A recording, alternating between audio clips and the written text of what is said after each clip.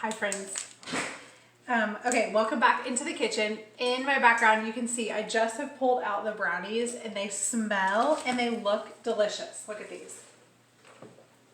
So if you joined me earlier, you saw that I am doing a gluten-free, dairy-free, soy-free, nut-free, refined sugar-free. It is all of the allergy-free brownie mix from Pampered Chef. And now here before me, I am making a Brie wheel pastry puff, okay? So this is probably the cheapest appetizer you could ever make, and it is delicious. So I just buy these little Brie wheels from Aldi, and then you unwrap, it comes, excuse me, it comes in a paper and you unwrap it. And then it looks like this, okay? So it still looks like there's a little like wrapper to it.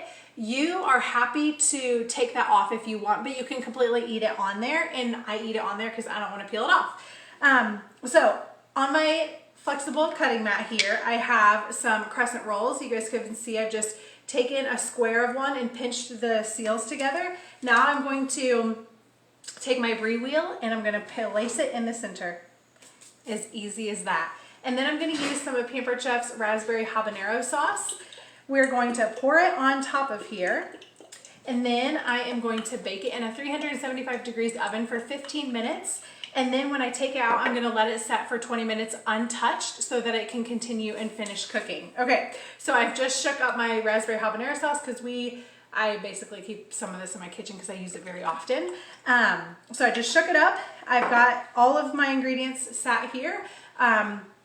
What I'm going to do is actually transfer it to my cute, look at this, adorable little cast iron. It's our enameled cast iron. So this color is a really pretty gray. I don't know if you guys can see that or not.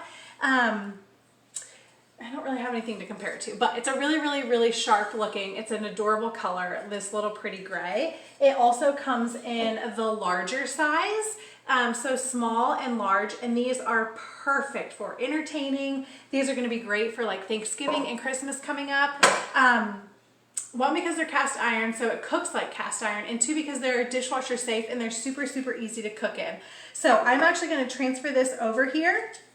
So I'm just sort of gonna roll up my edges because I want any of the raspberry sauce that might, that might roll off. I want it to be in my pan. Okay, can you guys see this? Okay, hope you guys can see this. Okay, all right, so I just used my little Brie here.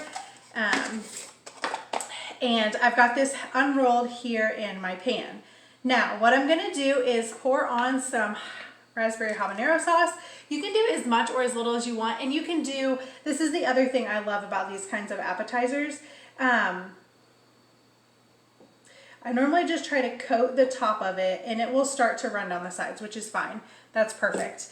The other thing, the reason why I love these appetizers is because they're so easy, because you can use a jam. So like a jalapeno pepper jelly would be really, really yummy with this right now. I know my mom just made a whole bunch of them and canned them. I've got a girlfriend who just made a whole bunch of it and canned it.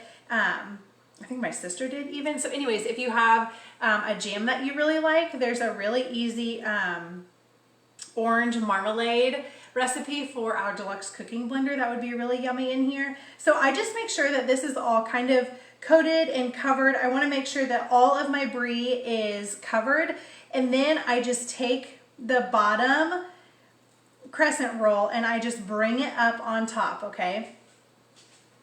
I just wrap it up on top here like so. You just want to make sure it's wrapped really well.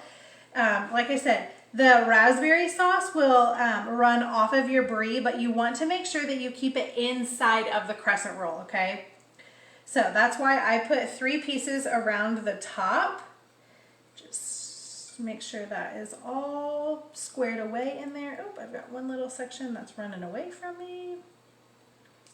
So then I always have this extra, triangle left. So anywhere that it needs just a little added effort, I add that in there. And then, like I said, 375, and you guys, this could not be any easier of an appetizer, okay? And then I just lay this on top here so that it all kind of like bakes together. Yum.